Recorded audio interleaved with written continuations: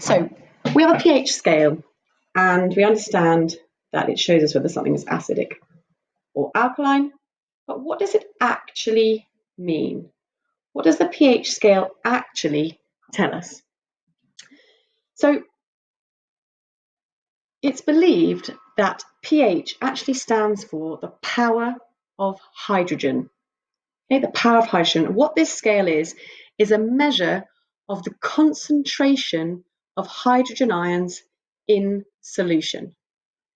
Okay, so remember that all acids and alkalis are solutions. Okay, they are all a chemical dissolved in water. Okay, so they're always aqueous. So something like hydrochloric acid is hydrogen chloride dissolved in water. It's an aqueous solution. And so what this scale is telling us the relative concentration of hydrogen ions in that solution. So if something is very acidic, it has a high hydrogen ion concentration. And if it is very alkaline, it has a very low hydrogen ion concentration. Okay, so acids have high hydrogen ion concentrations, alkalis have low hydrogen ion concentrations. And how it changes when you go up a unit on the pH scale, I'll demonstrate here. So imagine here we have some hydrochloric acid, HCl, and it is dissolved at a concentration of 0.1 moles of hydrochloric acid per decimeter cubed. So for every litre of solution, I have 0.1 moles of hydrogen ions. If I dilute that solution by 10 times,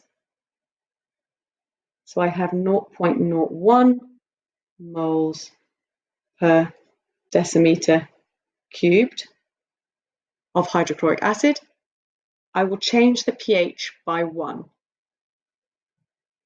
I dilute it again by 10,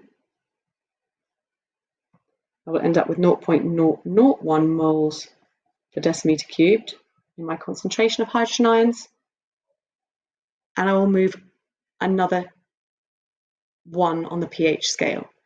So to go from a pH of 1 to a pH of 3, I need to dilute something 10 times and then 10 times again, which is 10 times 10 is 100. So something of pH 3 is 100 times more dilute in terms of the amount of hydrogen ions than something that is pH 1.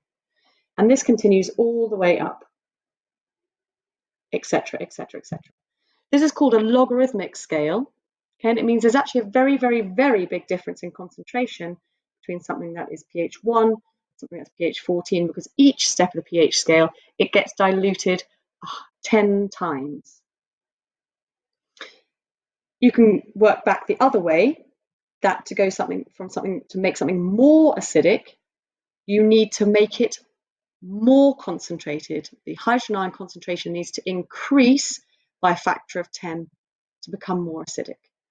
Okay, so this is everything you need to know. You need to understand that as we go up the scale by unit of 1, it is actually a change in concentration of hydrogen ions by a factor of 10. If you want to understand how it is that we can change these hydrogen ion concentrations here in the acids, and also how we can change hydrogen concentrations here in alkalis, then you can watch the next video. Otherwise, this is sufficient for you.